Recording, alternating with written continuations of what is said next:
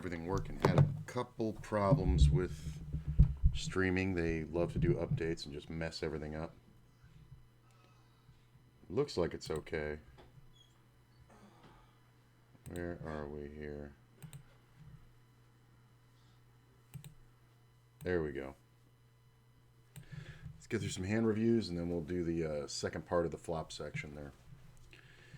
So this is all the tournament hands, which this first section are from $22 100K flights. Played two of them, didn't go well. Didn't really have the full MTT day in me yesterday. So I just went ahead and played a couple of those, played some cash games. I'm definitely going to say I didn't play my best. That's why I was playing the flights. Like, that's only like 4.5 hours of play by the time I entered. So I thought I had enough for it. In the end, I made the right decisions, but I just don't think I was on my best. That being said, let's check it out and make sure we find the mistakes. So I open 2.5 on the button.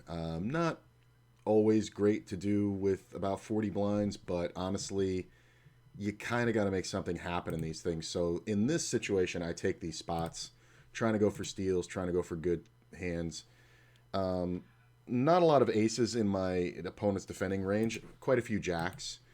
I do go ahead and bet just standard range. If I had an ace, this is what I would do most of the time. A hand like ace 10, ace queen, whatever. Player does call. Turn comes off, and it is the absolute nizzy for this situation. Player checks. I decide to go ahead and bet big. This is something that people always get wrong. They think you're supposed to bet small here to keep the guy on the hook, or bet like just over pot to like end it because you don't want them drawing. The fact of the matter is he really can only have a few draws here, 9-10 for sure. The heart draws. I don't have any of those cards in my hand. But in this scenario, we're going to try to get as much value as possible and charge the shit out of those draws. So I think betting about 75-80% pot is good here because in the times when he does have an ace, he may just decide to go ape shit. And this doesn't look right.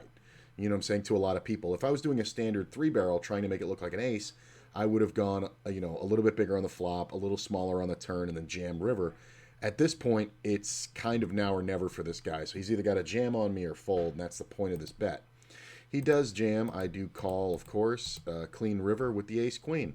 And here's the thing. That's why you 3-bet with the ace-queen. If he 3-bets with the ace-queen and then just leads the flop for like a normal protection amount of 2/3 pot, I might not even call it pre-flop. If he makes it 7 blinds, it's kind of sketch. But if I do call it, and then there's 14 in the pot and he bets 9 on the flop, I have to give it up. And that's something you would do with ace-queen and still expect other bad aces to play against you.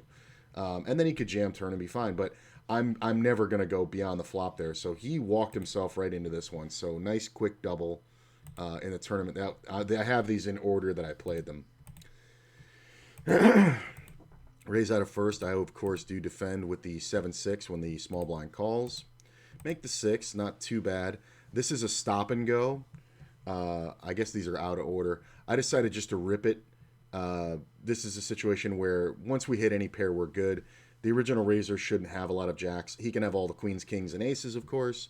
But this is really my main problem.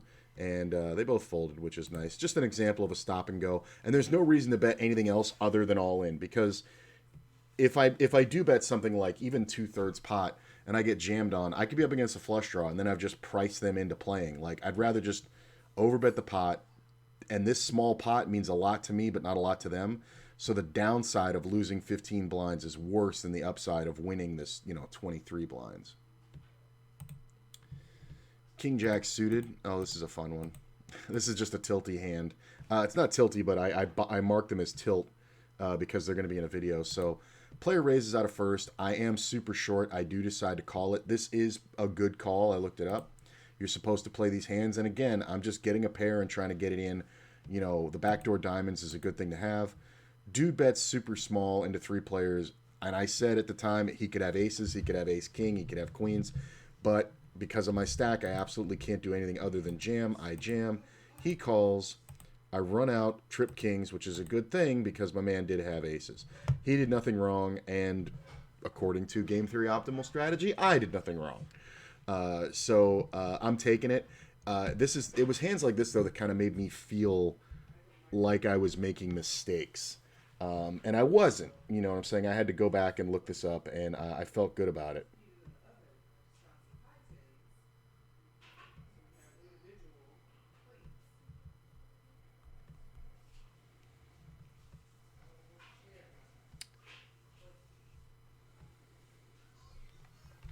Sorry, just got a couple messages.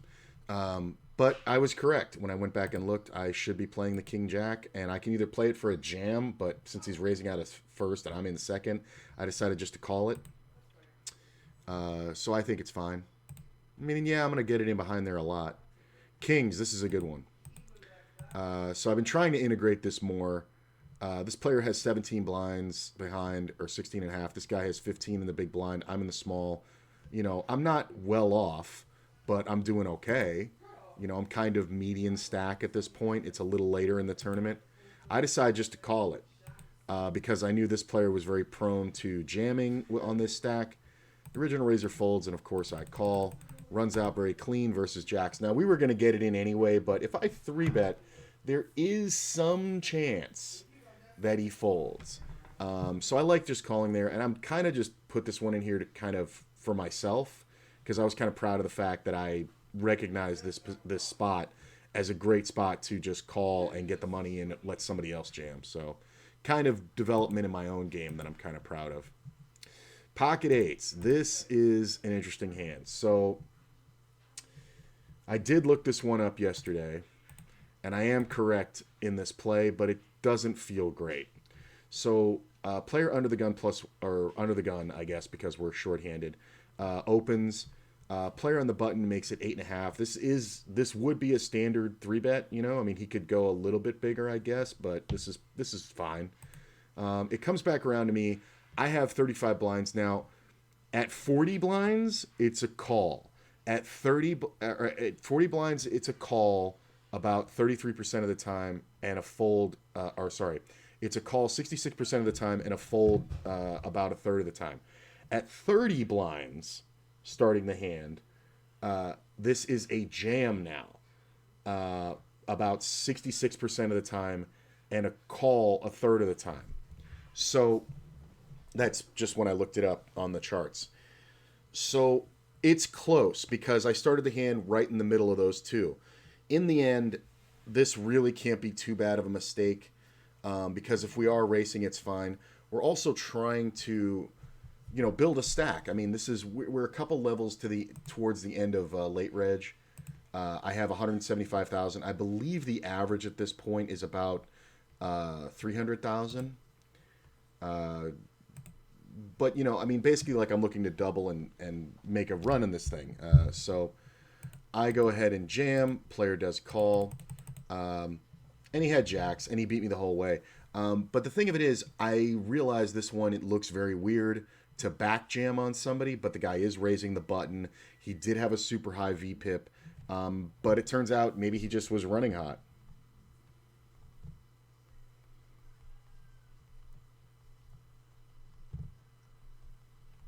Sorry.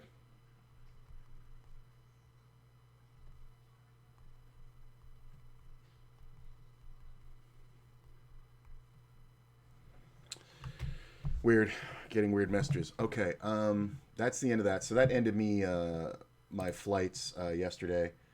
I'm going to go over to the cash games now. I was playing Zoom at the time, and man, I got housed.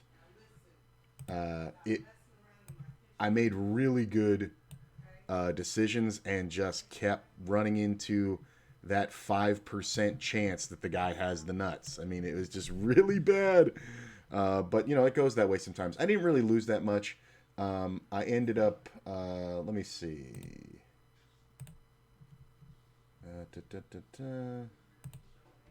I think I ended up, I was down $30. So 3 buy-ins, which isn't bad, but I didn't go crazy. Like 3 buy-ins is usually my limit, and I'll just quit. I didn't even realize I'd hit it. Nice. Let's see here. So we see a raise. I do defend out of the small. It is a cash game after all. This is blitz poker. It goes check, check, check. Turns a 5. I decide to go ahead and bet 2/3 pot, and we just take it down. And this is one that people miss, I think. I'm going to bet a ton of turns here. I'm going to bet, a 3. I'm going to bet a 7. I'm going to bet a 5, a 4, even a deuce, a 9. I can bet all those cards because none of those should be in anybody's range. Hey, what's up, DeVos? How you doing? None of those should be in anybody's range. The original Razor, once he checks the flop, it's like, okay, he doesn't have a king. And this is a perfect board for him to c-bet. He's in position with a range advantage. I don't know why he didn't bet. He just didn't want to win the pot, I guess. Let's go on to the next one. Ace-Jack in first. I get 3-bet, and I decide to call it. I check. Player bets 1/3 pot. I decide to go ahead and check raise right here. It's a move I've been integrating a lot more. I just felt like the guy's raise was so automatic. Like, if we look, I made it 2.5. He made it 7.5. And it's kind of too perfect, right? Like, you're kind of supposed to add more to this.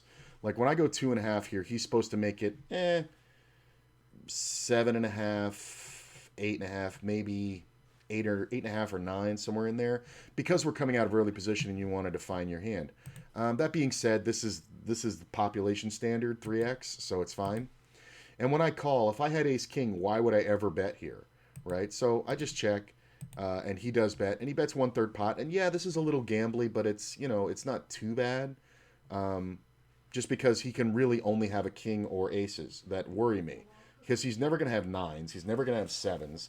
He could have some suited ace queens and things like that, and then I'm going to have to bet turn. But this check raise here I think is really strong. And if the turn comes off clean, no diamond, no king, because it makes it far less believable. If a king comes on the turn, I have to check it and hope he checks back, and then bet the river big. I can't just go bet, bet, bet when a king hits. Hey, doubt it. What are you doing, my man? How you doing? So this is a nice little move that I've picked up playing Zoom. And I've used this in tournaments quite a few times. It's actually worked out pretty well. And, and we did just take it down. Pocket Jays. I see a raise out of first. I decide to go ahead and 3-bet small. I'm in the cutoff. I have, good positional advantage. I'm just trying to kind of get the players out of the pot behind me. This player calls, comes off 6-4-4. He checks, and now he is under the gun, and he did just call a raise. A lot of players will do that with aces and kings. I decided to go ahead and bet 2/3 pot. This is a value and protection bet. This was a lot of this yesterday. He does call. 9 hits the turn. There's really not much going on here. I thought I could have checked back the turn and just let the river come off for pot control. But then again, why? You know what I'm saying? Like, if I have him beat, I want him to keep calling. Like, if he has 8s or 10s or 7s or something like that. If he has a flush draw, I want to charge him. He could definitely have the suited aces, stuff like that. So there is kind of a benefit to checking back for pot control, but this is a cash game. You kind of just want to keep betting until you get a reason not to. He does call me. Deuce on the river, and there's 87 in the pot. I have made this into a pot size bet. If he checks, I'm jamming. That's the thing. This bet is not a bluff. This is never a bluff, because what this is I think, what I really think happened here is a few scenarios. If my opponent had a pair that made a boat, like pocket 6s, he would do this for sure. If he had pocket 9s, this is exactly how the hand would play out for sure. And he doesn't want it to go check, check because of the diamonds coming out, right? Plus, if you have a monster here, if you have a full house, you want to jam this river because you don't have, diamonds. Like, if you have pocket 9s here, or even pocket 6s, you don't have diamonds in your hand. It's more likely that I continued betting on a draw, right? Like, I had the suited ace, king of diamonds. So now when you jam, can I realistically fold it? Even knowing all this, I really can't, because there's only a few combinations of cards here that can beat me. It has to be a full house. But there's so many more combinations here that beat me. So let's say you have the red and the red aces, right? Leading here is so fishy, almost always a flush in my opinion. Um, it can be, but I honestly think it's worse than that. I think the flush isn't a factor. So what I mean by that is he's either got it, right, and he's never folding, but I don't think you would lead. I mean, I've gone bet, bet, bet the whole way. I three bet him, I bet the flop, I bet the turn. I'm not checking this back. I know bad players are checking this back with the jacks, but I'm not checking this back because I know that I'm going to get called and the guy's going to roll over sevens, eights, tens, even pocket fives a lot, like a lot, a lot. So I'm not checking this back. A lot of players will though, because and it's a mistake, so it's fine. So the flush isn't a factor. What that means is A, he's either got the ace of diamonds in his hand, and the only hand that plays this way that has the ace of diamonds in its hand also has another ace, right? Or it's one of those things where he's got the kings in his hand with the king of diamonds, so I can't have the suited ace king. Same with the queens. Like, those are all hands that beat me, right? Aces, kings, queens. And you could play them this way. If you had decided just not to fold them, you could absolutely play aces this way. Like, sometimes you just sit there and, you're up against an aggressive opponent. You have, what did he start the hand with? Like 100 blinds. He didn't even have a full stack. So maybe you just play aces this way. I've seen guys who do that and they swear it works really well. For me, it's not the thing. But out of position, it can be really good. We're already heads up. What hands do I really have that beat aces here? Just the flushes, right? There's the back doors. But if you have the ace or king of diamonds in your hand, it's kind of unlikely.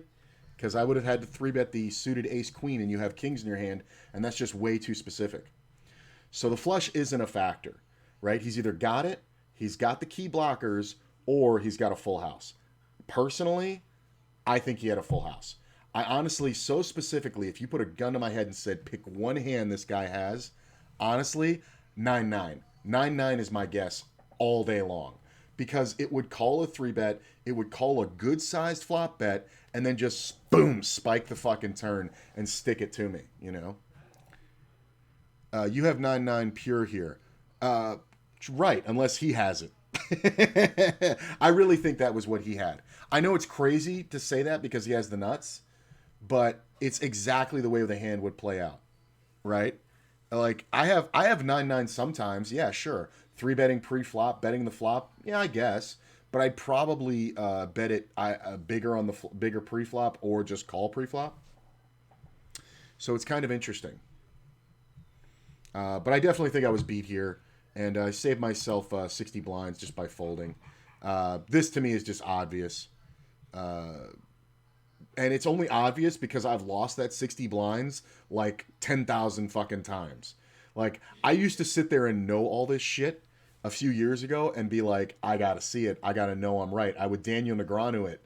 If you remember Daniel on High Stakes Poker back in the day, he would go, you have a full house, but I have to see it. You know what I'm saying? He's like, I gotta sleep at night. You know what I'm saying? Save the money here. Yeah, I totally saved the money here. Oh, I won on this hand.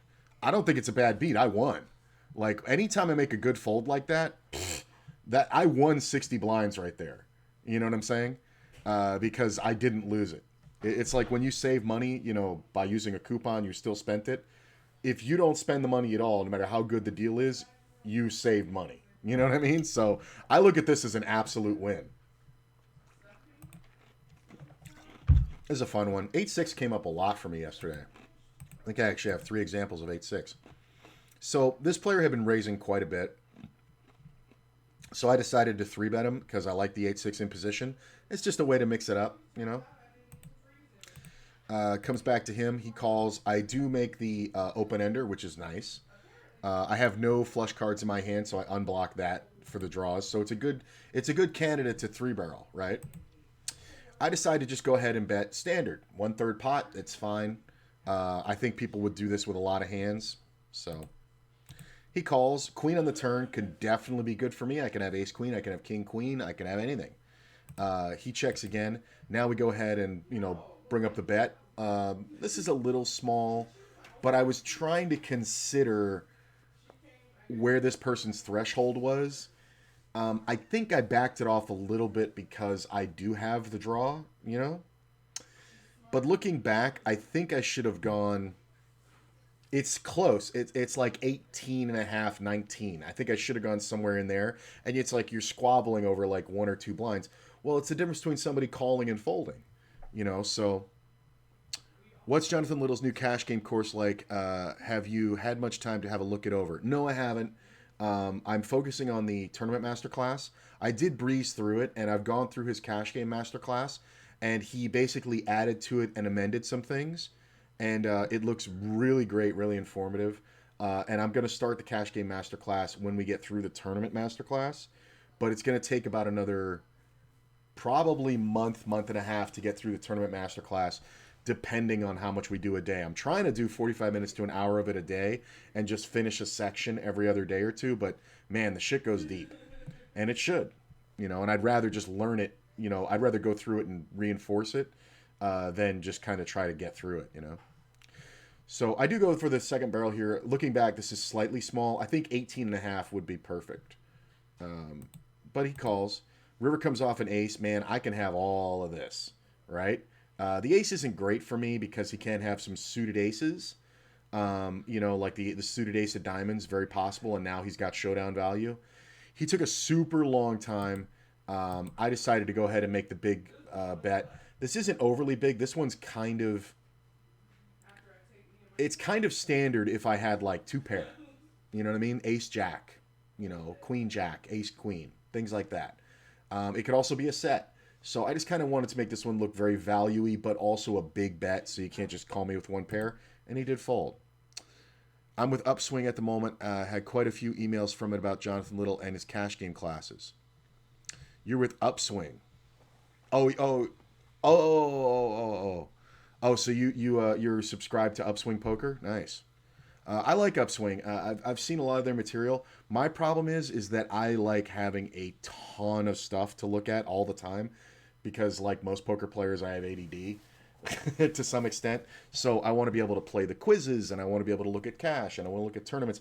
And the way he has it organized just works better for me. But Upswing's a great training course. It's also really expensive. That's the other thing with Upswing. So player raises, I call out of the small, big blind calls. Make it 10. This is, to me, is the perfect case to lead. I do lead a little bit better than half pot. I think it's fine. I could have gone bigger here. I probably should have gone like 4.5, but it's fine. Get called twice. Turn comes off at 10.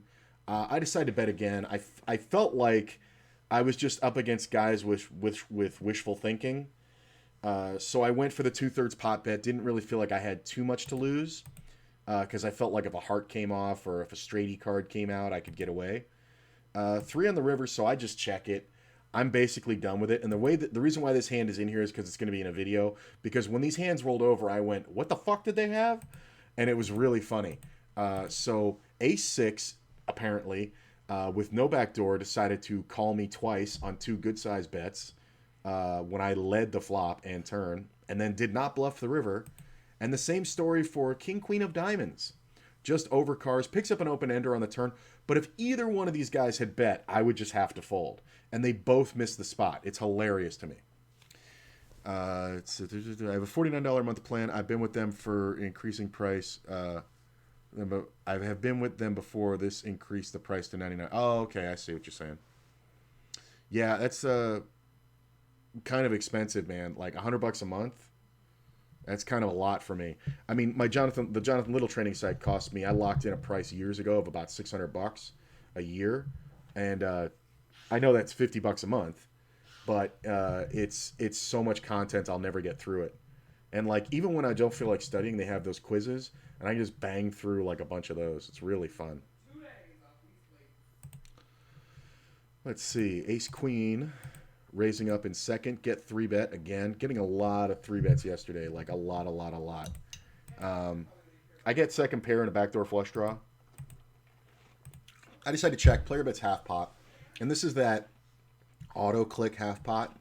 Doesn't mean anything. Does not mean anything. Goes check, turn, and we go check river. I was going to bet this, but then I thought, you know what? I feel like I'm so far ahead. I'm just going to let this guy bet. He chose not to, and I really like my decision because he was never calling a bet.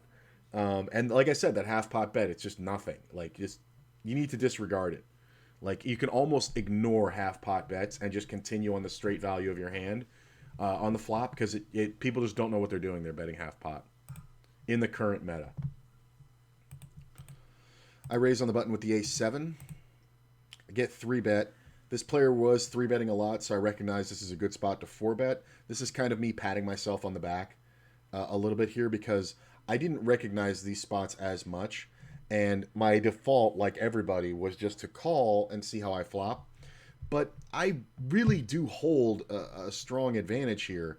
And I kind of wanted to look this one up. Oh, God damn it. I kind of wanted to look this one up. I know that it's not going to be as detailed as it should.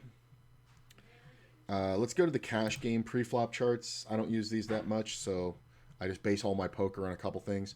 Where do we start out? We start out at 100 blinds, right? 120 blinds, something like that. So we'll call it 150. My position is the button. Come on. A7 is a fine as a 4-bet bluff as long as you're not doing it all the time. Something like 25%. Yeah. And it's blitz poker, so you can actually increase that frequency, I think, to like 33 or 35%, because people just don't remember it. And it's based on my HUD numbers based on the other player. A lot of players playing blitz are just auto 3-betting from the button and from the small blind. So the 4-bet bluff comes in a lot more. But I see what you're saying. You got to remember, I'm not at the same table. You know what I'm saying? It's every time I fold, it just goes whoosh, and another table comes in, right? That's blitz poker. So we're on the button versus a 3-bet from the small blind. I want to see exactly what the chart recommends. A7 suited is a 4-bet. Hey, look at you. Look at you. Something like 25% of the time. Look at this. It's a 4-bet 25% of the time. How good are you? My man called it off the top of his head. Nice. It is a 4-bet 25% of the time. And a call 75% of the time. Those kind of moves you're going to see accentuated on upswing poker, by the way. That's a good one, because the 4-bet frequencies are like dialed in on upswing, I noticed. Sick jumper brings out your face. Oh, dude, I love this jump. Check this out. I just got this. Check this out. So it looks like this, right? It's got this fade to this like peach.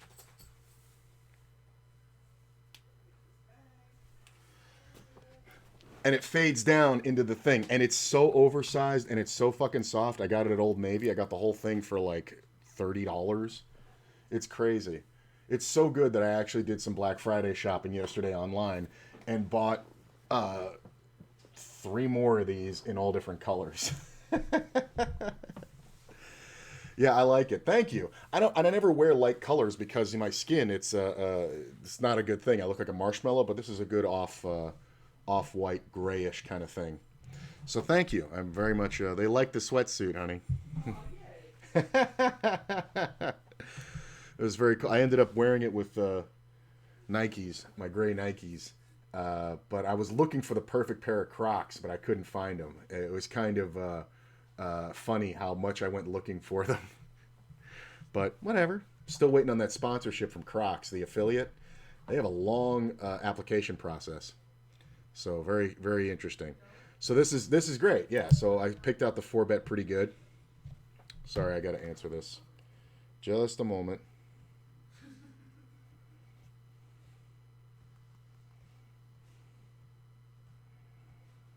Sorry. My father's texting me. And I'll send him all that information. There we go. All right.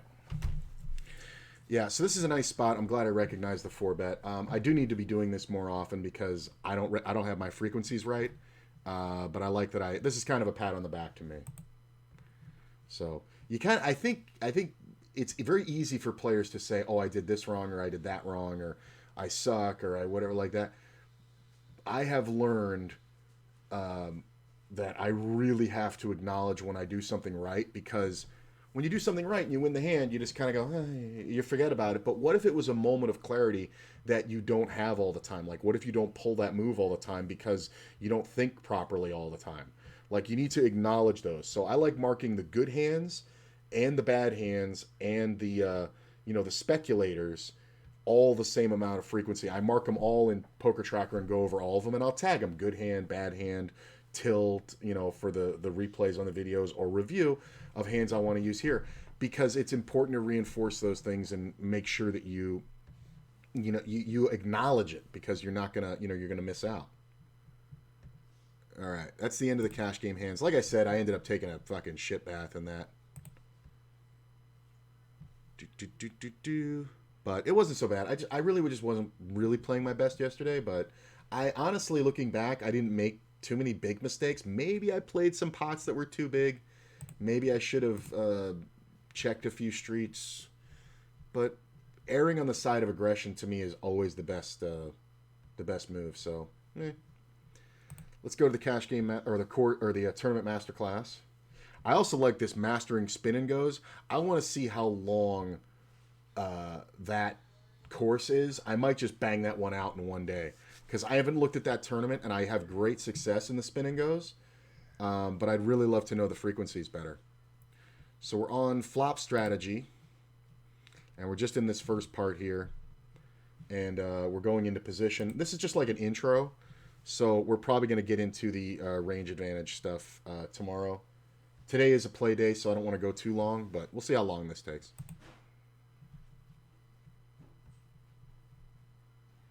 So we've discussed the hand types, we discussed range advantage, now let's discuss position. These are the three things you're going to need to know to determine how often you should bet. So position impacts frequency in two very important ways. In general, you want to bet more often when you are in position compared to when you are out of position. And also, position is going to inform range advantage due to the way default starting ranges typically line up. For example, an in-position pre-flop raiser will have a larger range advantage versus an out-of-position pre-flop raiser on most boards, due to the people who are out of position calling, the players in the blinds, often having wider ranges. That's especially true against loose big blind callers. So if you raise from, let's say, the hijack seat and the button calls, the button has to have something pretty decent, right? They're not going to have 9-4 suited. Whereas the big blind may actually have 9-4 suited, right? So these two factors greatly increase your betting frequency when you are in position. So let's take a look at some common board types when in position. This is when you raise and the big blind, specifically the big blind, calls. So on ace-high boards, ace-king-jack, ace-queen-5, ace-8-7, ace... And this is that thing of, like, generalized flops. Like, you're not going to be able to memorize, what is it, all... I think it's like 4,300 flops, something like that. Like, that's stupid. But you can break them into these small portions, 4-2. The pre-flop raiser in position is usually going to have something like 60% to 70% equity, which is a lot of equity. So on these boards, pre-flop raisers are going to be betting very frequently when you're in position. On king high boards and high card boards in general, like king jack 2, king 9-5, queen 9-7, jack 10-8, the pre-flop raisers are going to have something like 58% to 65% equity, which again results in them betting pretty often, but not all the time. Paired boards are kind of similar, where pre-flop raiser has between 57 and 65% equity. So this is another spot where you are going to do some checking on these boards very frequently. We're going to be discussing those a little bit more in depth in the future, because they are somewhat unique. Because if you think about it, the initial raiser has a lot of queens on queen, queen, 5, but on 7-5-5, initial pre-flop raiser has almost no 5s, right? Whereas the big blind caller may have some of them, and that's going to require a different strategy. Next, monotone flops. These are flops all of the same suit. The pre-flop raiser has something like 55% to 65% equity, which again results in kind of frequent betting. And then the low card boards like 10-8-5, 8-6-5, 6-5-4, 5-3-2. This is where the pre-flop raiser in position really does have to start checking a decent amount of the time, because it's very easy for the big blind caller to connect decently well with these boards.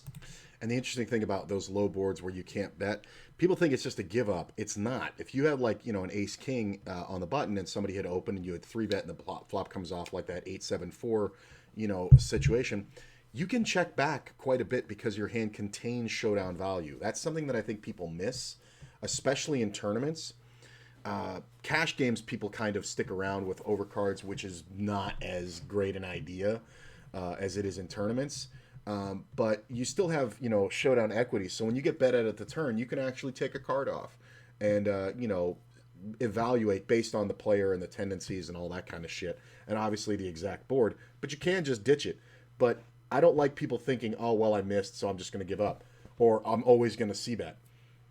Sometimes you're stuck in the middle where you're checking for value, really, because you can't really put any more money in the pot and get played with. But if somebody else puts money in the pot, you can still win. You know what I'm saying? Like if I bet and I get called, well, this guy has something, right? But if we both check the flop and then he bets the turn, does he have to have something? No. I can still call. And then you'll see that where you'll call on the turn a lot because maybe you picked up a gut shot or something like that, or you just feel like he's really weak. And then the river goes check, check, and you just show down the ace high and you win. Happens quite often, actually. Okay? So remember, when you have 58% equity or more, this is a strong range advantage, and that's going to result in you betting something like with 80% of your range or more. Next, 52% to 58% equity. This is roughly a moderate advantage. You're going to be betting between like 40% and 80% of your range. I realize that's a big discrepancy here, but we'll nail that down as we continue moving forward. And then with your weak advantages, this is on the boards that are quite bad for you, usually the low card boards, you're just betting your premium made hands and your draws. All right, so let's take a second to think about this. On King, Jack, 2, which types of hands should we be continuation betting with when we're in position? Okay, take a second, think about it. We're on example 1 here. So this is one where we're just going to bet super frequently. This is one of those ones we don't have it. There's no ace, so it's whatever. But we can have all the kings, all the jacks. It's not a monotone flop. It's rainbow. So we can bet this one pretty frequently because we do have range advantage. It's not the premium one, but it's good. You know what I'm saying? So I'd say we're going to be betting this one 75% of the time. I actually like not betting when I do have the ace king here a lot in tournaments because it just kind of throws people off. Damn it. I'm trying to tell my dad to give me a minute here, but whatever. All right. So I think this one we're going to be betting about 75-80% of the time. The 8-4-3, this is a lot of checking just because this doesn't improve our range. We're basically representing only an overpair, and that's kind of too specific. You know what I'm saying? When we bet this king, jack deuce board, we can have aces, we can have kings, we can have ace king, we can have king queen, we can have jacks, we can have queens. We can have all these fucking strong hands, that are improved by this board. We're only having overpairs. And then it's like if somebody has jacks, they can just kind of keep going, right? And they have to believe that we have, 10s or 9s or something like that. But if you have queens here, you're just never folding, right? So betting this flop is kind of pointless. You kind of don't really know where you're on the hand and you're kind of throwing it away. The ace-7, what types of hands should you see bet in positions? I mean, a lot of people are going to say you should check. I really think you should bet small with pretty much everything. Just because you're going to have an ace so often. And when you have the ace, you're going to get played with. And on the turn, when you get, if you get, you're not going to get called by nothing, right? But players may make moves on you. And I think just checking looks like you have an ace too much. So there's some merit to that. But in position, heads up, I'm probably just betting all the time. It's a good one. It's not as great as this, but it's a good one. On King Jack 2, which hand should we be betting with? Premium made hands, draws, marginal made hands, or junk? All of it. All of it. Or, some combination of those. Oh, God damn it. Why did that pause? Well, we should be betting with basically everything because this is a board that heavily favors the in-position pre-flop raiser. We should be betting with pretty much our entire range the majority of the time. By the way, whenever we say something like an 80% frequency, we don't mean bet every hand in our range 80% of the time. We mean bet the specific hand types as we outlined before. So you're always betting your premium made hands. You're always betting your draws. And then we are betting with the vast majority of our marginal made hands and junk. And when we are checking, it's often going to be with marginal made hands. Like say the board is king, jack, 2. We're very often going to consider checking a hand like jack 10, right? Very, very clear marginal made hand. And then sometimes we'll check with just like total junk, like 7-6 of diamonds here, right? Just like total air. And that's usually the plan here. But if we do have a hand like pocket queens, we'll still bet it. Ace jack will still bet it. King 3 will still bet it. So the checking range just gets a little bit smaller. All right, next on 8-4-3, which hand should we be continuation betting in position? Well, now we have a very low range advantage, basically none. So on this board, we're going to be wanting to bet with only our premium made hands and our draws, right? So we're going to be doing a whole lot of checking here. Next, what about on ace, ace-7? This is a spot where, again, we have a pretty big range advantage. We're going to be wanting to bet very, very frequently, about 80% of the time or more. All right, now, common boards when we are out of position. Okay? So now, notice that before, we were raised, the big blind called, we had a reasonable range, they had a wide range. Now, we're raising, and someone like the button or the cutoff is calling. Now, they have to have something decent, right? So if they have to have something decent, that means these boards are very often just going to connect better with them. Essentially, our ranges line up on top of each other a little bit more to where no one really has much of a big advantage. So now, ace-high boards, instead of being a substantial favorite when we were in position, let's go back over here and show you. If I can find it. It's way back here. You see we had 60% to 70% equity when we were in position, right? Now, we have 53 to 58. So we still get to bet a decent amount of the time, but it's way less than before, right? Same thing with high card boards. Now it could be like 50-50, up to about 57%. Paired boards, roughly similar. Monotone boards, roughly similar. And then low card boards, it's usually not so great either. So this is a spot where now that because we're out of position and because the ranges are comprised differently, and also because we have to act first, that results in us having to check way more often.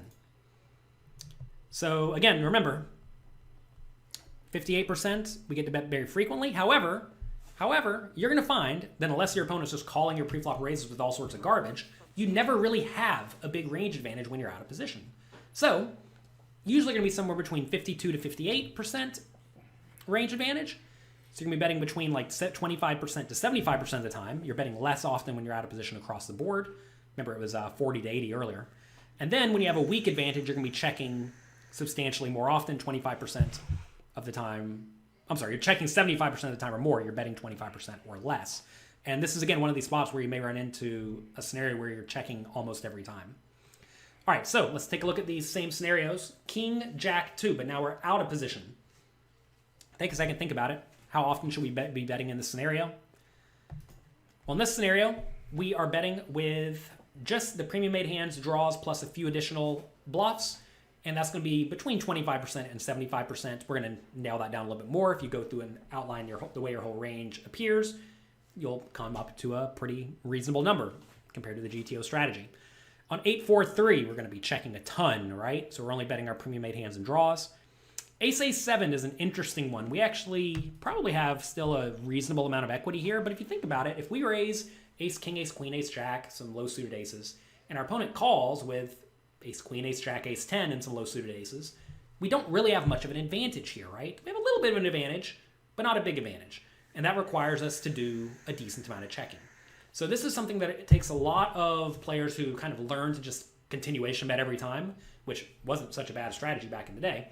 This is something that they have to learn to do differently, especially in today's games against people who generally play a little bit better. If your opponents will just let you run them over, they're going to fold too often, it's probably fine to continuation bet frequently. But as you play against better and better opponents, you must play closer to the fundamentally sound strategy. And the thing is, it's really easy to teach you how to beat very, very bad players. That's not what we're necessarily trying to do right now. We're going to teach you that later. But we're trying to teach right now how to play fundamentally sound, which means you need to know from out of position you must check some.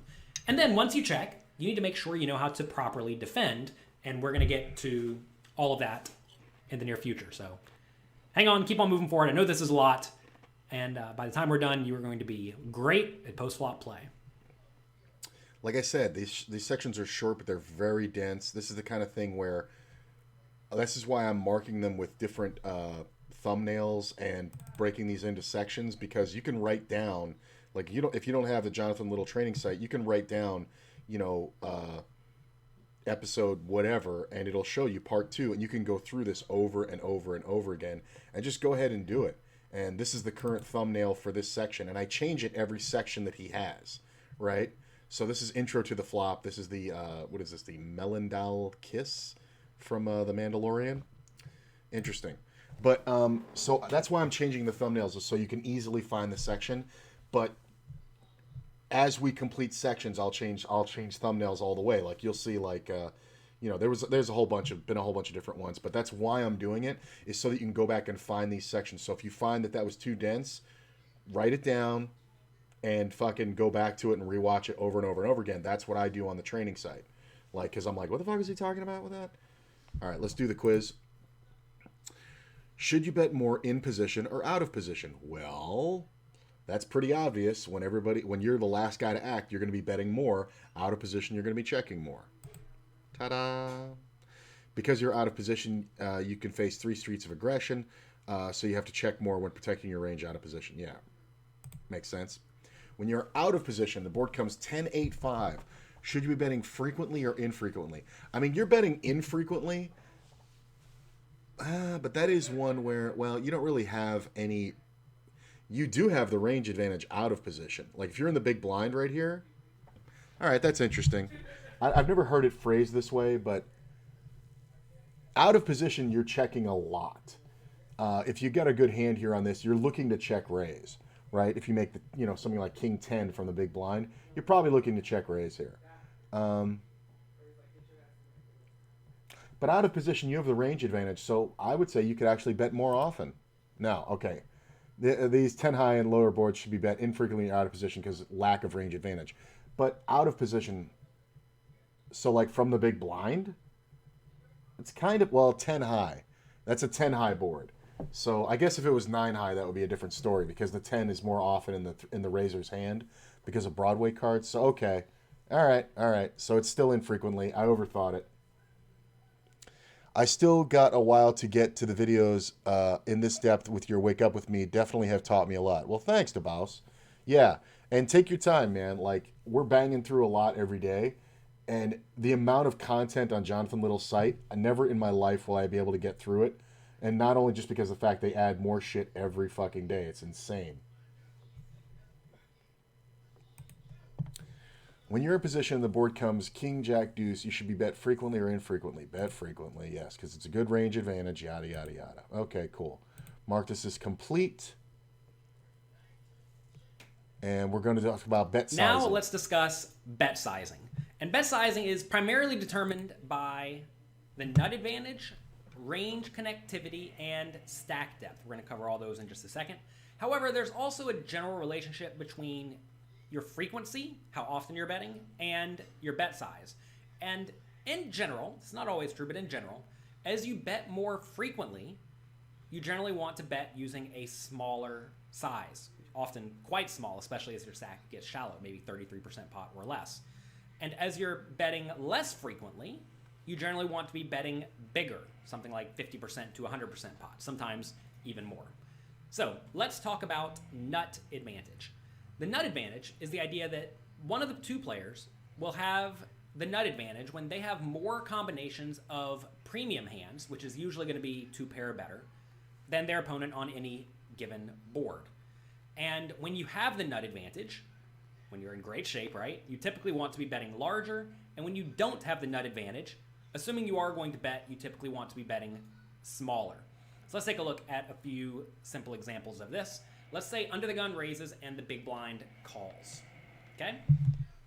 On ace, king, jack, take a second, think about who has more premium hands. Well, we have these two range images here, right? This is the under the guns raising range. This is the big blinds calling range. On ace, king, jack, who has more nut hands?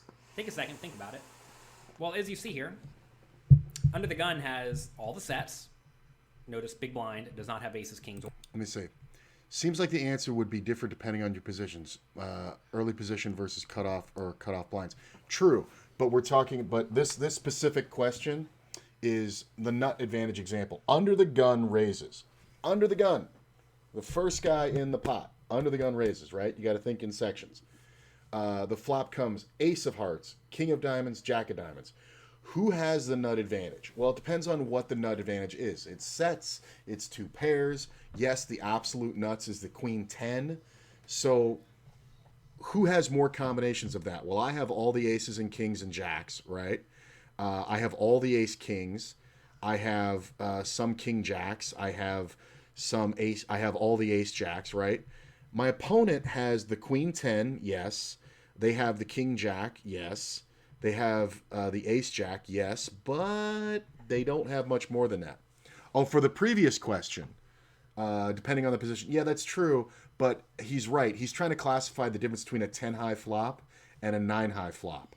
So that last question, or are you talking about, hang on, let me go back. I'll go back. We're a minute 40 into this. So you're talking about the last question? You bet more in position or out of position. More in position, we said that. This is the question I thought you were talking about. The 10-8-5. You should be betting infrequently because you're out of position. You don't hold a 10. And the raiser's going to have all the Broadway cards. So all cards 10 and higher. So you're betting infrequently. This is the last question that we did. Oh, that was the question? Okay. Yeah, you're in position. The board comes like this. You bet frequently or infrequently. You bet frequently because you have the range advantage. Seems like the answer would be different depending on positions. Yes, it is. And we were talking about being in position. So being out of position, it's far different. Out of position, just generally, you're going to be checking more just because you have that disadvantage. You know what I'm saying? It's also why you're going to be looking to make bigger moves like check raising when you do smash flops. You know what I'm saying? And when I say smash flops, I mean not nut 'em. I mean like top pair, great kicker. Like that example of king 10. The flop comes 10-8-4 all rainbow and somebody opened from the cutoff. You know what I'm saying? And you just called it from the big blind. You can check that one. They're going to c-bet a lot of the time. And then you can check raise. You don't even have to go big. You're just trying to build a pot when it's best. So if they made a c-bet of 1/3 pot, so let's say they opened to 2 or 2.5. You called. That puts 5 plus the antes and the small blind in there, so 6.5 in the pot. He bets like 2.25 on the flop, right? You can actually just check raise it right to like 7 or 6 even, and get a call from people. That little move that I call the embarrassment call, where they have like ace queen, or ace king, or ace jack, or something like that, and they don't want to fold it yet because they're aware that you're not check raising with a set, but they have to like take the next card off. You could have a draw. They want to see you bet again. So then they call it, and now you've put, what is that, another 14 blinds into the pot. You're talking about a 20 blind pot. The turn comes off pretty clean, and you can now bet 15 or 14 blinds. And you'd be surprised how many times people will just call you with like a pair of 9s there. You know what I'm saying? Thinking you're on the draw or whatever. But they're also going to fold hands that you're vulnerable to, like ace king, ace queen, ace jack, things like that. So it's one of those evergreen bets where you're getting the stuff that's dangerous to you to fold and the stuff that you have crushed to call. You know what I'm saying? And you're only going to get raised by stuff that crushes you. When it's that other situation where now they have pocket queens or better or whatever, they're going to re-raise you, and then oh, my ace 10 is or my king 10 is no good. I'll just throw it away. That's the whole point. All right, we were about a minute 40 into this next section, but that was good to go back. I like that. Now let's discuss bet sizing.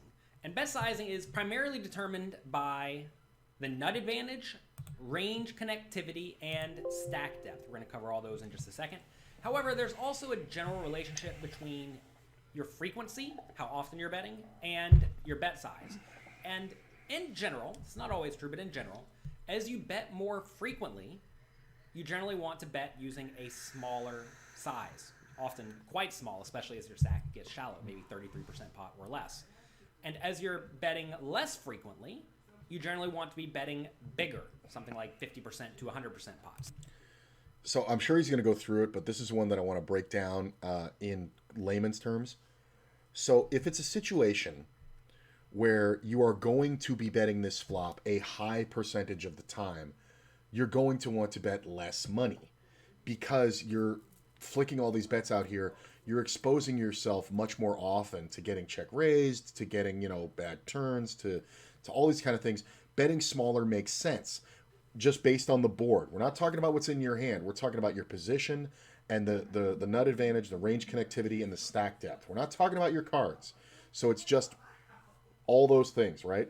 Do you have the nut advantage? Do you have range connectivity, meaning does the way you played your hand pre-flop connect with the board? And your stack depth. Do you have 100 blinds or do you have 10 fucking blinds? You know what I'm saying? So that's the perfect example. If you have 100 blinds, you're going to be betting more frequently because you have more to bet. You're just betting these bets all the time. Think about when you have the chip lead in a tournament and it's midway through. You're just betting all the time, just trying to take pots down. Early in tournaments, you're doing the same thing. You're just betting, trying to build up a stack. But when you have 10 blinds, you're betting so infrequently because the board needs to improve you and all these factors need to come into advantage. Your nut advantage, your range connectivity, and your stack depth are now all equally important. So when you have 10 big blinds, you're not going to be betting often on these flops because you just can't. But when you do bet, you are going to bet big. So you're going to take away the frequency and increase the size of your bet because you only have 10 blinds. If there's 5 blinds in the pot and you like the flop, you should probably just get the money in, right? Depending on how you want to do that is fine. But if you're going to c-bet, just jam because there's just not enough in your stack to play multi-street poker. That's the point. So frequency is high, bets are lower because you're going to make more of them. Frequency is low, bets are high because you're going to make less of them. Sometimes even more. So let's talk about nut advantage. The nut advantage is the idea that one of the two players will have the nut advantage when they have more combinations of premium hands, which is usually going to be 2 pair or better, than their opponent on any given board. And when you... This is that concept of the conceivable nuts. Don't sit there going, well, the straight is actually the nuts. Yeah, but so is a set. When I raise in first and... or when I call a guy who raises in first and the flop comes, 9-8-6, how often is he going to have 10-7, right? Like rarely ever. But if I have a set of nines, that's the nuts. You know what I'm saying? Or even if I have 9-8, 2 pair, it's the nuts. Because conceivably it means the other player is at less than 10% chance to beat me based on his cards.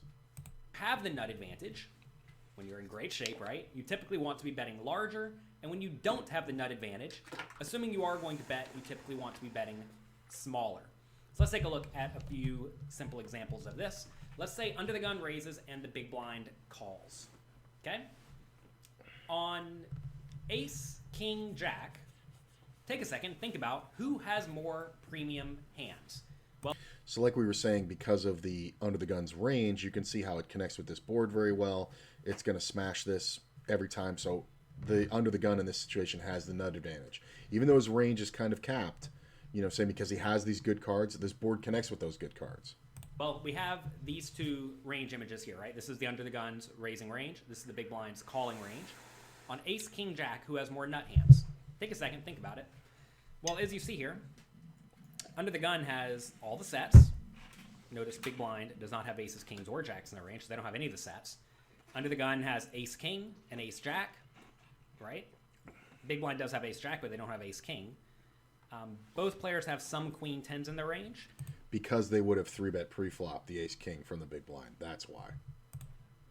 Although, big blind does have queen 10 offsuit, but that's not that big of a deal given they have all this other junk.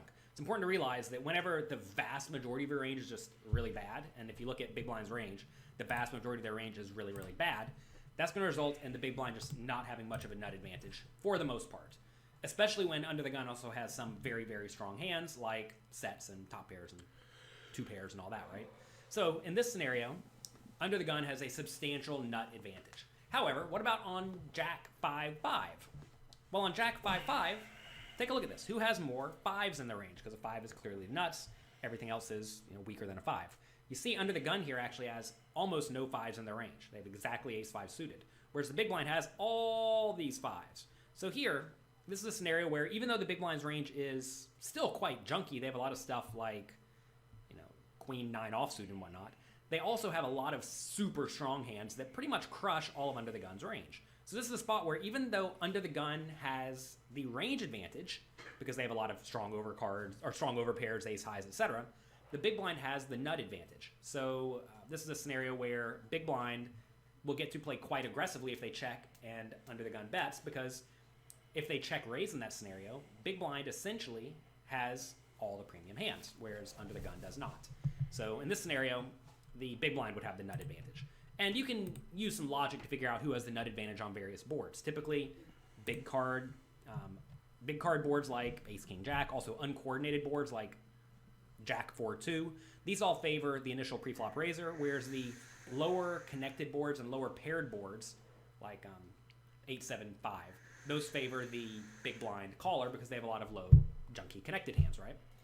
Okay, so that's the nut advantage. Next, range connectivity. This is the idea of how strongly the board hits your opponent's likely continuing range. And when your opponent's continuing range connects better with the board, you want to bet larger. And when it connects worse with the board, you typically want to bet smaller. And I want to make this clear. This really only applies when you have the range advantage, but it is an important concept. It kind of goes hand in hand with nut advantage. Let me give you an example of this. Actually, 2 examples. All right, so let's say you raise under the gun and the big blind calls on ace, king, jack. You're under the gun. Big blind checks. Should we bet large or should we bet small?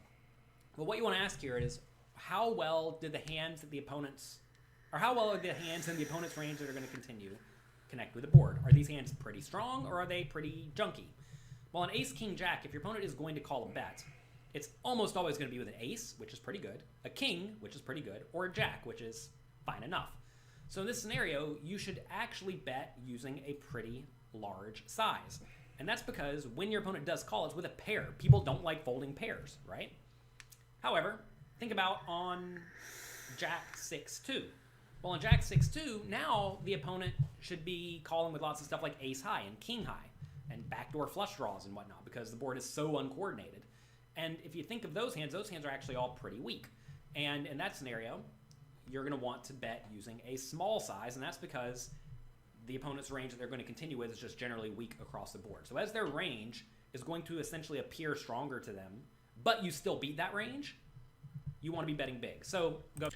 So the way to look at this is the classic example is ace king, right? You raised ace king under the gun. This is just your strong range under the gun, whatever. The flop comes out like this. People think you bet small here. It's not true. You bet big because when the big blind defended, they're going to have a slice but no hope here. Like they're going to have hands like king queen. They're going to have jack 10. They're going to have ace rag, and they're not going to want to fold right away. It's very rare you'll see a player in the big blind with an ace, and this board even comes out, and you can bet 2/3 pot or more as a continuation bet. People will talk themselves into the fact that you're bluffing. And they'll sit there and go, I have an ace. This guy is less likely to have an ace. That's true, but I'm way more likely to have an ace when I raised in first position. So I've folded these on stream and people have yelled at me and said, you would bet ace 9 plus, but now here's the thing you have to think about, Doubt. You're under the gun at an 8 or 9 handed table. Are you opening ace 9 plus? No. You're opening ace jack suited plus, maybe, depending on how deep the stacks are, what stage of the tournament. You're definitely opening the ace queen. Maybe ace 10 suited plus is better, depending on how deep you are. If you're 100 blinds deep, you're the big stack, that's cool. But here's the thing. When you get defended against, your opponent is going to have a slice, but not a lot of hope. So, you meant an under the gun. No. We're talking about standard tournaments here in this whole course.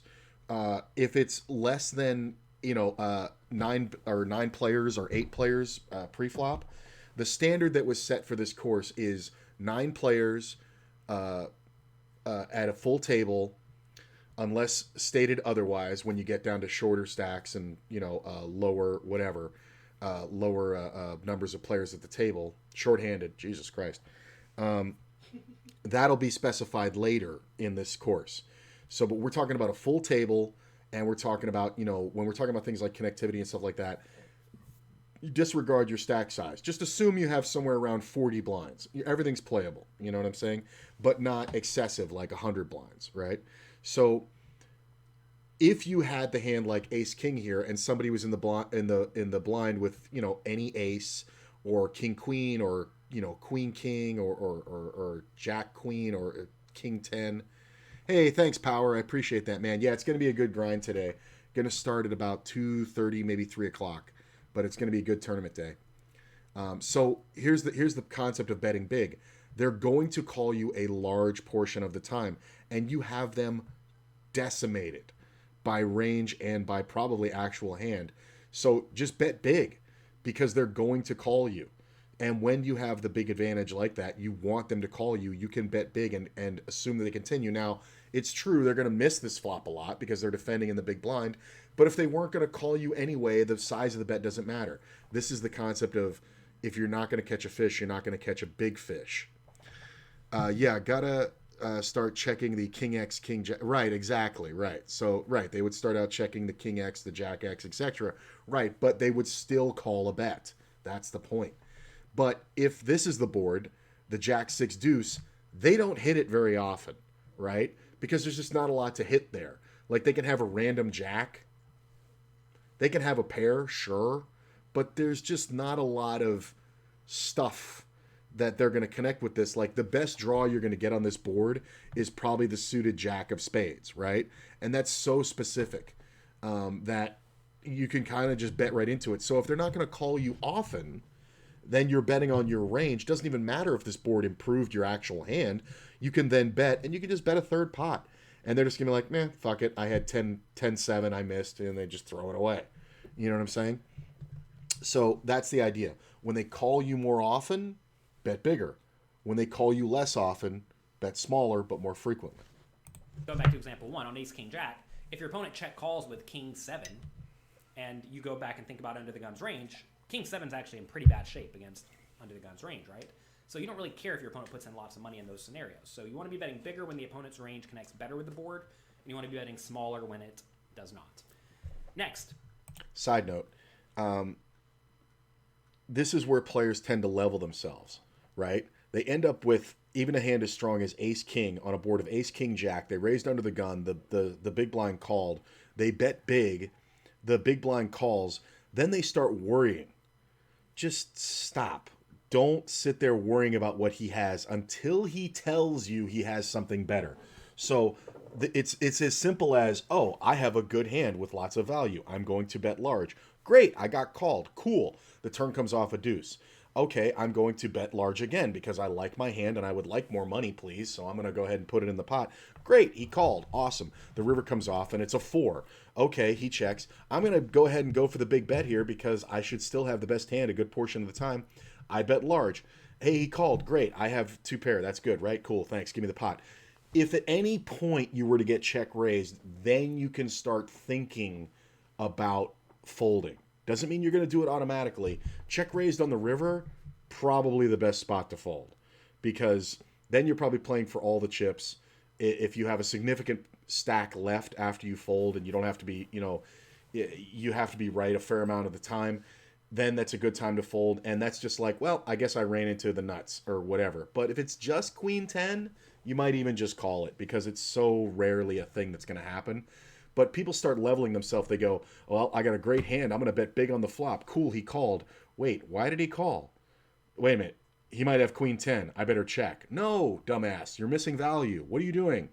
Like you have it just smashed. So until players tell you they have you beat, don't believe them because they're literally just sitting there. And it's just all the monsters under the bed in your head. Stack depth. So as the stacks are deeper, you want to bet larger. And that's because you need to bet larger to have the potential to get your opponent's entire stack in, or your entire stack in, by the river. And when stacks are shallower, you should typically bet smaller. And that's because when you're shallower, you want to protect your stack, and you also don't need to bet large to get all of your money in by the river. There is an exception to this when stacks are really short, like 10 big blinds or something like that, where you start to go all in. But right now we're talking about 40-ish big blind poker or deeper. Okay, so let's put all of this together and think about the range advantage flowchart. That's what we're going to call this. This is kind of, when I started seeing these, this kind of simplified a lot of the game for me and helped me stop making mistakes when I had to make decisions later in hands, because it literally is a flow chart. It's, here's my range, here's my opponent's range. Okay, cool. I'm in position, I'm out of position. I raised pre-flop, he just called. Cool. And you can just check these boxes off as you go.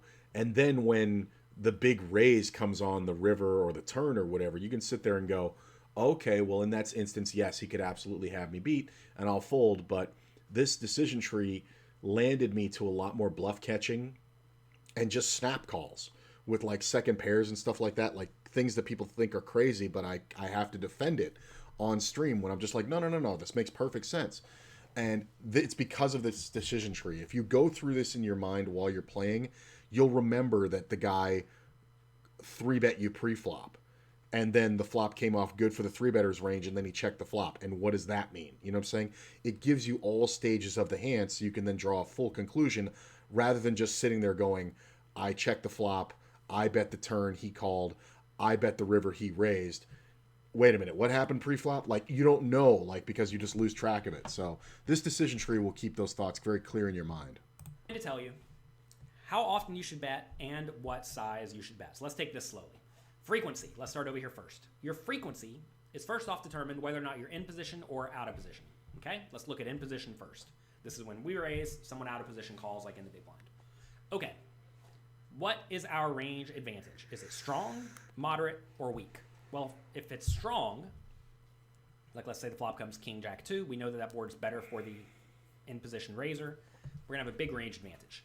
Okay? That's going to move us over here to range advantage, yes or no? The answer would be yes. What about on 8, 5, 3, 3 spades? It's moderate. Range advantage? It's kind of in the middle. We're going to want to be betting with our premium made hands, draws, and bluffs. This would generally just fall into the no category. When we're betting, we want to bet with a larger size. And then if we have a weak range advantage, we're going to do we have the range advantage? No. We're going to want to be betting using a small size. Notice we have this Jack 6-6 board. We're going to talk about this a little bit later. When we do not have the nut advantage at all, you're going to want to check more often. So even though we have the range advantage on Jack 6-6, it's kind of a special case that you're going to want to be checking that more often. We'll show you that later, though. Don't worry about that. Okay, next, when you're out of position, as you see, you're never going to have a strong range advantage because, you know, when you raise and someone calls in position, the ranges are always at least somewhat close. When you have a moderate range advantage, you're going to want to be betting, you know, sometimes. So, again, the answer is essentially no. And when you have a weak range advantage, the answer is, again, no. Okay, so now that we know how to navigate this side of the chart, let's look at bet sizing. Do we have the range advantage? If we do not, we already know we're going to be betting with just our best made hands and our draws, perhaps a few additional bluffs, right? So whenever we are betting with a polarized range, pretty much across the board, we're going to want to bet using a large size. That's just good, fundamentally sound poker. When you're betting infrequently, you're betting your best made hands and your draws. When you're betting your best made hands and your draws, you want to bet big. Okay. Again, this doesn't mean you're betting infrequently, meaning you haven't bet the last 4 or 5 hands, so now you look tight. No. This means on this flop, after these actions, how often are you betting? If it is an infrequent situation, you will bet larger. And the thing to remember is that when that frequency goes down, your bets go up, and when the frequency goes up, your bets go down. What if we do have the range advantage, though? Like on these very good boards, or perhaps, you know, these moderate boards where we are in very good shape. In that scenario, you next want to ask, do I have the nut advantage? If you have the nut advantage and the answer is no, you're going to want to bet using a small size.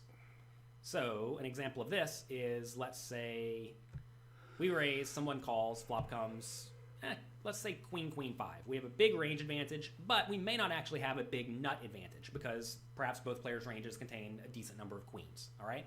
In that scenario, we should be betting frequently, but we should be betting using a small size because we don't necessarily have the nut advantage. We have the range advantage, we want to bet frequently, but we don't have the nut advantage.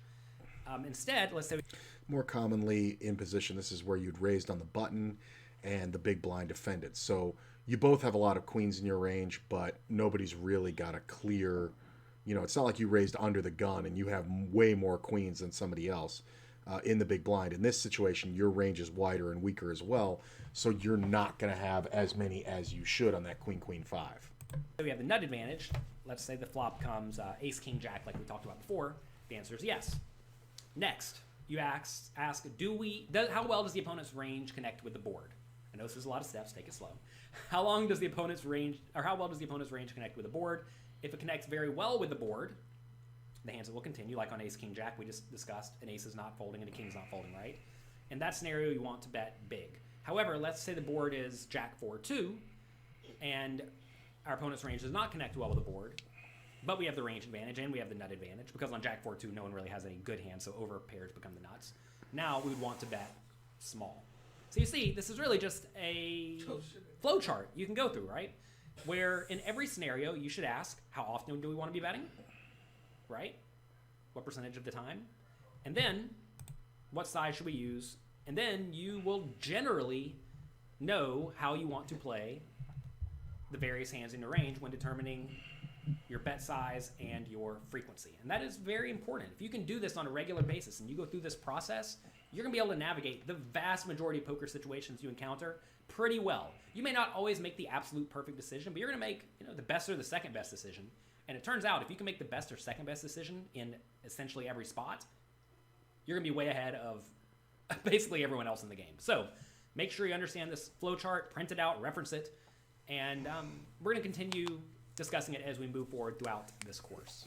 The first time I saw this, I would write out this flow chart, the basic, this one here, and I would write it out, and then I would generate flops, or I would just watch a table, and I would generate the flop based on what the action was. Like, I couldn't see their cards, right? I'm just watching some random table, and this is how I would study it and put this into play. And what I did was I would write it down. I would fill in the blanks. Sizing. Do you have the range advantage? Yes. Okay, fine. No. Do you bet large? Yes. Do you bet this? No. And I would go through it. And then I would turn the page and redraw the decision tree. And I made it a point to redraw the decision tree every time with blank spets or with blank spaces, and then look up and see another hand going on and go, okay, well, this guy has the range advantage. He should be betting like this. Well, he didn't. Okay, well, that was a mistake. And then I'd wait and see the next one where it would match up and go, okay, he did bet big. Okay, good. So now he should have this nut advantage. Check. All right, cool. So does he bet the turn? Yeah, okay, cool. And then after that one was full, I would turn the page and redraw it. Drilling this kind of stuff into your head makes it so that at the table, it's automatic. So, like, it looks like people are thinking really quickly at the table when they're making these complex decisions, and they talk about it later, and you think, like, how the fuck did you do all that in your head? It's through this endless repetition of getting it down. And it's like anything else. It's practice. The only talent I've ever had is stick-to-itiveness my whole life. And I've gotten pretty well in a couple of different competitive arenas because of my stick-to-itiveness, and realized that practice is the most important part of any event or anything you're going to go into. Practice is what counts. And I know it seems very elementary and basic, but a lot of players sit there and just play poker and think that's practice. That's not practice. This is practice. Study is practice. In game, you're playing. You know what I'm saying? You review it later, and that's when you learn. That's your practice. Playing is a different thing. Which of the following factors affect bet sizing? Select all that apply. Well, range advantage, nut advantage, and stack depth. Ta-da! Everything. All this stuff. As you bet more frequently, you should increase your sizes to 50% of the pot. This is false. You're betting more frequently, so you can go down to about a third pot. Right. For the most part, the more frequently you bet, the less you bet. When you have the nut advantage, you should bet larger. I mean, yeah. I mean, it's in there in the chart, right? Yeah. Just a simple question. I always tend to overthink these, and it's a form of leveling. I got to remember just to take it at face value in these questions. Under the gun +1 raises and calls, and the big blind calls 40 big blinds deep. Who has the nut advantage on ace of diamonds, king of spades, 5 of spades? Well, under the gun +1, because they're going to have more aces, kings, ace, king, ace, queen, things like that. The big blind's just going to have fives and like hands like ace 5. But yeah, Honor the Gun +1 has the range advantage here. Yep. They have more sets and 2-pair combinations. And like I said, it's just really strong hands that are doing well against 1 pair. That's the nut advantage. All right, we're going to mark this as complete. And all right, cool. So we finished this whole intro to the flop section. I'm going to mark it as complete. And it should take us back to the menu. Okay, this is the next section. As the pre-flop aggressor with range advantage. This one will probably take us 2, maybe 3 days to get through because these are really deep sections. Today is a play day, so I'm going to go ahead and wrap it up here. There's a lot of people on. I am going to host somebody. I hope you guys stick around. It's one of my favorite streamers, and it'll kind of clear your mind for today's stream later because it's just for funsies. And yeah, so I appreciate you guys coming out. Hang on, let me get this ready. Yes, we are definitely playing today, 100%. I want to say around 2:30 or 3 o'clock my time, so that's about an hour and a half, 2 hours. Kind of depends. I kind of want to get started earlier, but I have a few things I have to do first, so we'll see. But yeah, should be a good long play day, and same for tomorrow. Saturday and Sunday, biggest days of the week. And yeah, so thanks for coming out, guys. We'll see you later. Stick around for the host. Have fun, and I'll see you in a couple hours.